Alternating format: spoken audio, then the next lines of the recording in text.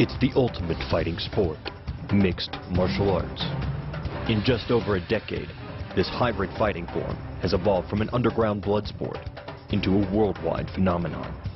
With just under 24,000 professionals in 2,500 leagues around the world, MMA has surpassed boxing and pro wrestling in popularity. Since most MMA fights start on their feet, but end on the ground, the double leg takedown is the perfect move to jumpstart your training. The fighter shoots off his lead leg, making contact with his opponent's midsection and wrapping his arms around his upper thighs. The fighter then uses the upward thrust of the hips to lift his opponent into the air. The key to the double is to hit your opponent below his ribcage, which knocks him off his center of gravity. Wrapping your arms around his legs prevents him from regaining it. In order to stay on his feet, a fighter uses a technique called the sprawl. To execute the sprawl, the fighter uses the forward momentum of his opponent against him. Then he leans in, locks his hips, and slides his feet backwards. At the same time, he pushes down on his opponent's back and shoulders with his forearms, keeping his legs out of his opponent's reach. Coupled with the downward thrust of your forearms, he's now supporting your entire upper body with the back of his neck and head, which leaves him face down on the mat, vulnerable to any number of attacks.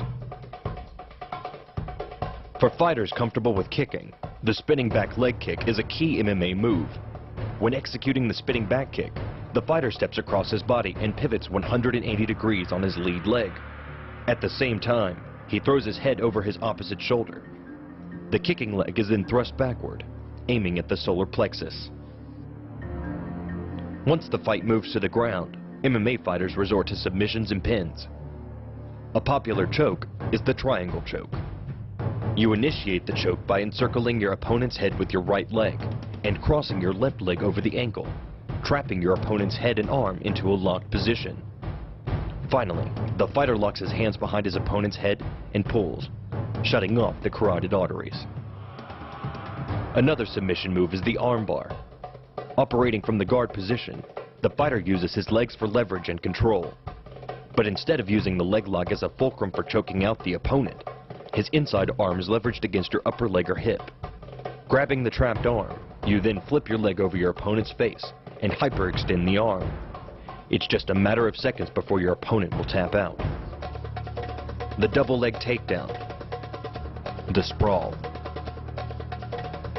the spinning back kick, the triangle choke, and the armbar. These are but a few of the essential moves of an MMA human weapon.